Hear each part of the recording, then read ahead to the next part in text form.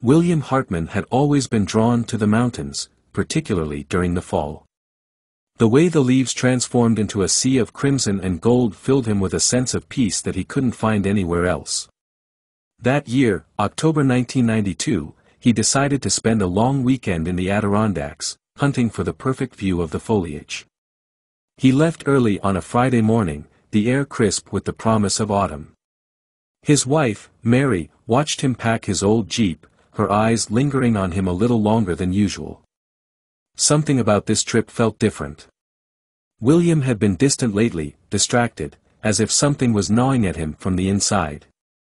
She kissed him goodbye, and he promised to call her that evening once he set up camp. The drive was uneventful, and William soon found himself deep in the mountains, where the roads narrowed and the trees towered overhead, their leaves a fiery canopy above. He chose a secluded spot near a small, rarely used trail. The area was remote, perfect for the solitude he craved. He spent the day hiking, taking in the breathtaking views, the world around him ablaze with color.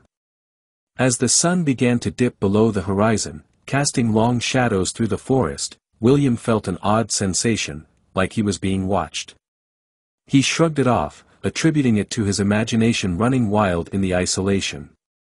But as he made his way back to his campsite, the feeling grew stronger.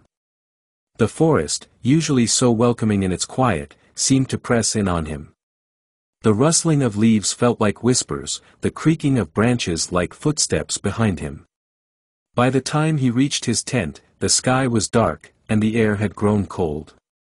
William lit a fire, trying to shake off the unease that had settled over him.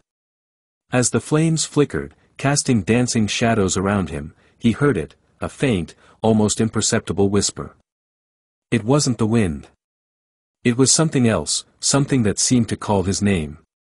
He stood up, peering into the darkness beyond the fire's light, but saw nothing. The whisper came again, louder this time, and with it, a chill that seeped into his bones. Against his better judgment, William grabbed his flashlight and ventured into the woods, drawn by the voice. It was as if something was luring him deeper into the forest, guiding him away from the safety of his camp. The farther he walked, the more the trees seemed to close in on him, their branches twisting and reaching out like skeletal hands. The whispering grew incessant, surrounding him, coming from all directions. His flashlight flickered and died, plunging him into darkness. Panic surged through him as he realized he had no idea where he was. The trail, his camp, everything was gone. And then, just as suddenly as it had started, the whispering stopped. The silence was deafening, the darkness absolute. William stood frozen, his breath coming in ragged gasps. He felt something behind him, a presence, cold and malevolent. Slowly, he turned around, his heart pounding in his chest. There was nothing there, just the inky blackness of the forest. But he could feel it, whatever it was there, watching him, waiting. The last thing William Hartman saw was the faint glow of his campfire in the distance, a small beacon of light that seemed impossibly far away. And then, without a sound, he vanished. When William didn't call that evening, Mary tried not to worry. She told herself he was probably enjoying the beauty of the mountains too much to remember. But when the entire night passed without a word from him, dread began to creep in. By morning, her fear had turned into a cold certainty that something was wrong.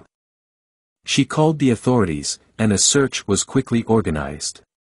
William was an experienced hiker, he knew those mountains better than anyone. But as the searchers combed through the area, there was no trace of him, no footprints, no broken branches, no signs of his camp. His jeep was found parked where he had left it, and his tent was still set up, undisturbed. But William was gone. Days turned into weeks, and the search grew more desperate. They brought in dogs, helicopters, and even psychics, but nothing turned up. The forest remained silent, its secrets buried deep within its twisted, ancient roots.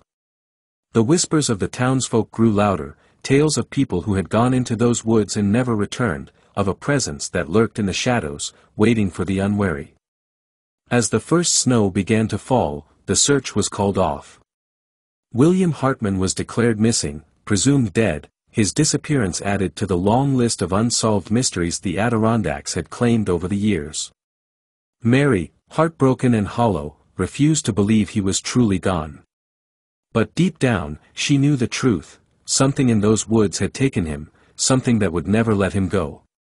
And so, the story of William Hartman became another legend, a cautionary tale told around campfires by those who dared to venture into the mountains during the fall. They say that on certain nights, when the wind is just right, you can hear the faint whispering in the trees, a warning to those who wander too far. But the forest, with its vibrant colors and serene beauty, still lures them in, just as it did William Hartman, to a fate that remains shrouded in darkness.